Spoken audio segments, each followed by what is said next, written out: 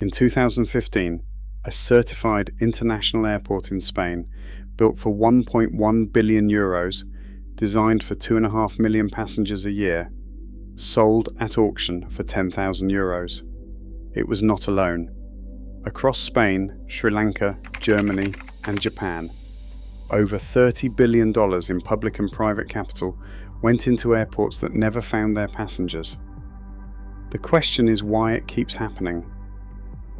In the mid-2000s, Spain's construction boom generated an environment where capital flowed freely into massive infrastructure projects.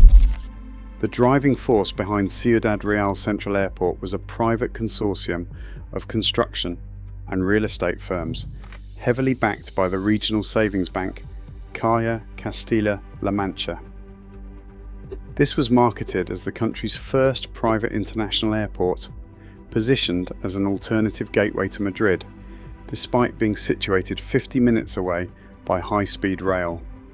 When the facility opened in October 2008, it possessed a runway long enough to land an Airbus A380 and a terminal designed to process thousands of travellers daily. Yet, the projected 2.5 million annual passengers never materialised. Major airlines declined to establish regular routes, and the terminal remained vacant. By October 2010, the primary low-cost carrier withdrew its remaining flights. The operations were unsustainable. In June 2012, just 4 years after the first landing, the operating company declared bankruptcy, leaving behind 300 million euros in debt. The airport closed to commercial traffic. The asset, fully certified and built at an actual cost exceeding 1 billion euros, sat silent until the July 2015 bankruptcy auction. Only one bidder appeared, a Chinese-led consortium offering 10,000 euros for the runway, control tower, and hangars. The regional bank that funded the venture collapsed and required a state bailout. The physical structure existed, but the economic viability had never been real. In March 2013, Sri Lanka opened the Matala Rajapaksa International Airport in its southern plains. Funded by a $209 million concessional loan from the Export-Import Bank of China, the facility was designed to process 1 million passengers annually. The project was built on optimistic government expectations, but the projected demand was entirely detached from market reality. In its inaugural year, the airport registered only 25,767 passengers. On many days, terminal staff outnumbered the travellers, sometimes welcoming fewer than a dozen people. The vast, quiet runway soon attracted a different kind of traffic. Situated next to a wildlife sanctuary, the airfield suffered frequent bird strikes and elephant intrusions, turning the empty facility into an operational hazard. The financial structure of the project transformed these low traffic numbers into a direct public burden. The 2% interest rate on the Chinese loan required millions in annual debt service paid directly from the sovereign budget. As underused megaprojects accumulated, these financial obligations strained Sri Lanka's balance of payments.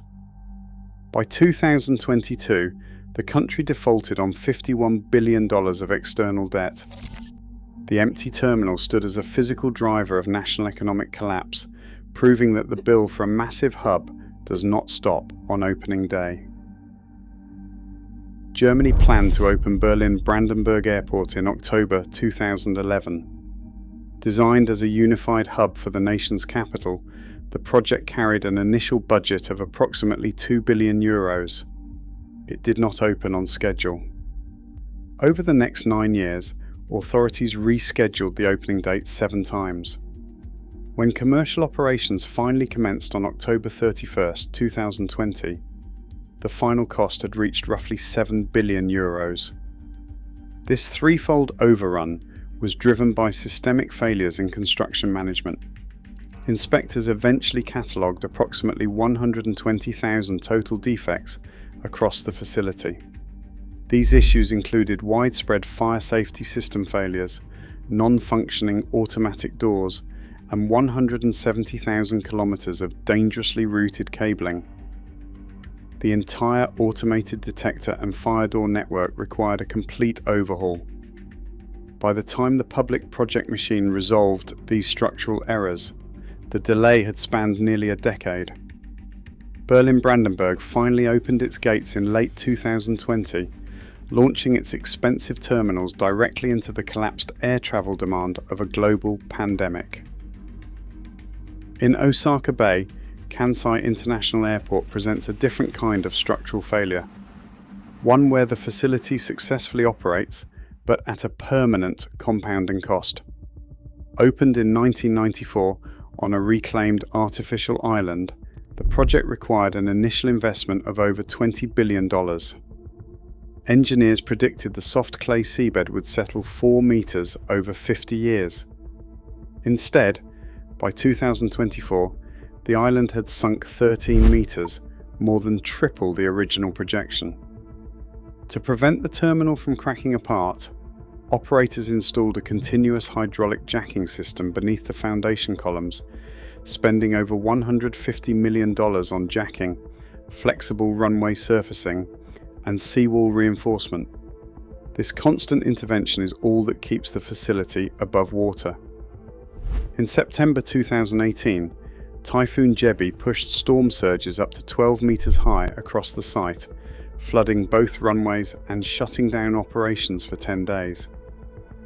With the island continuing to sink at roughly 30 centimeters per year, Kansai remains a long-term liability, where the price of keeping the hub viable threatens to submerge the project entirely by 2056. These isolated failures are driven by a repeatable, global incentive structure. Before concrete is poured, independent scrutiny is often sidelined.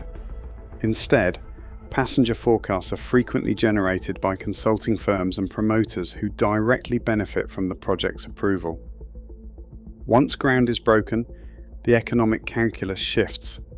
Political leaders, facing upcoming election cycles, routinely prioritize opening dates over operational readiness, fearing the public embarrassment of cancellation more than the long-term risk of failure. This sunk cost dynamic ensures that unviable designs are pushed to completion. Even when the expected passenger traffic never materializes, the financial legacy remains. The debt incurred to build these terminals does not disappear. It continues to drain public budgets through millions in annual interest, paid long after the runways sit quiet. International lenders now enforce independent demand forecasting before releasing capital, shifting project designs from single-shot mega-terminals to phased construction. In Turkey, the Istanbul Airport Master Plan launched with a first stage capacity of 90 million annual passengers, scaling to 200 million only as actual traffic warrants. Similarly, Singapore's Changi Terminal 5 employs incremental financing and modular sizing to limit upfront exposure. These procedural updates position lenders as gatekeepers, reducing initial risk by staging capital commitments, even if political pressures remain. The final ledger across these 4 hubs reveals the true scale of the pattern. Spain's Ciudad Real, built for over €1 billion, has handled 0 commercial passengers for years. Sri Lanka's Matala Rajapaksa, funded by a loan of $209 million, serves barely a fraction of its million-passenger capacity. Germany's Berlin-Brandenburg cost €7 billion, a 3-fold budget overrun. And Japan's Kansai exceeded $20 billion, with sinking mitigation costs threatening to match its initial construction price. Combined, using standard 2020 exchange rates, these 4 projects represent over $30 billion in committed capital. While the specific failures differ, from geodynamic subsidence to politically inflated forecasts, the public debt remains. Yet even as these balance sheets settle, the cycle does not stop. Somewhere, the next multi-billion-dollar aviation hub is already under construction, justified by the same optimistic forecasts. Today, the same speculative forecasting models shape tomorrow's mega projects. Worldwide, billions of dollars in new aviation infrastructure break ground this year alone. But when politics outpaces actual demand, concrete quickly becomes debt. The runways are poured, the true cost is yet to be paid. Share your thoughts below.